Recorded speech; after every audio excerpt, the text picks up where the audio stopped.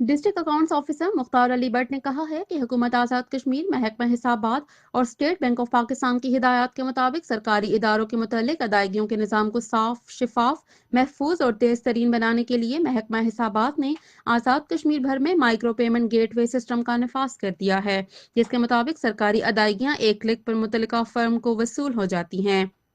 Micro payment get وے M P جی system کے نفاذ کے باعث بعض اداروں اور ڈی ڈی او صاحبان کی طرف سے ضلعی دفتر حسابات میرپور کو فراہم کردہ ڈیٹا میں معمولی غلطی ہونے کے باعث کمپیوٹرائز سسٹم اسے قبول نہیں کرتا،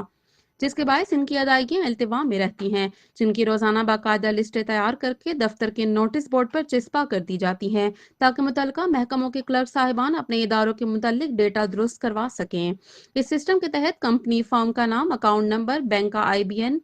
شناختی card, N T N number محکمہ حسابات کے سسٹم کے ساتھ میچ کرنا ضروری ہے۔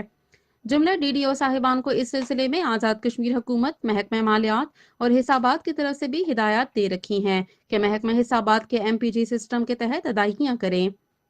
ڈی ڈی او اور ملازمین کا ای میل بھی اس سسٹم میں فیڈ کر دیا گیا ہے۔ اس حوالے سے محکمہ حسابات نے مشکلات کے ازالے کے لیے دفاتر میں خصوصی ڈیسک بھی قائم کر رکھے ہیں۔ انہوں نے مزید بتایا کہ ڈسٹرکٹ اکاؤنٹس آفیسر میرپور میں ماہانہ 20,000 ملازمین اور پینشنز کو ادائیگیاں ایم پی جے سسٹم کے ذریعے کی جا رہی ہیں، جبکہ 400 کے قریب ایسے افراد ہیں جن کے شناختی کارڈ کا ڈیٹا درست نہ ہونے کے باعث ان کی ادائیگیوں میں مشکلات آ رہی ہیں، جس کے حل کے لیے لسٹیں مرتب شدہ ہیں۔ آئندہ چند دنوں میں مظفر آباد میں آفس سے ان کے ملازمین کا ڈیٹا بھی درست کر دیا جائے گا۔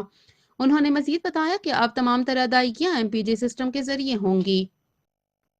ان خیالات کا اظہار انہوں نے محکمہ حسابات میرپور میں ایم پی جی سسٹم کے بارے میں تفصیلات بتاتے ہوئے کیا۔ اس موقع پر اکاؤنٹس آفس کے سینئر افسران راجہ واجد علی، راجہ شاہد نسیم، روہیل قریشی، اختر حسین بھی موجود تھے۔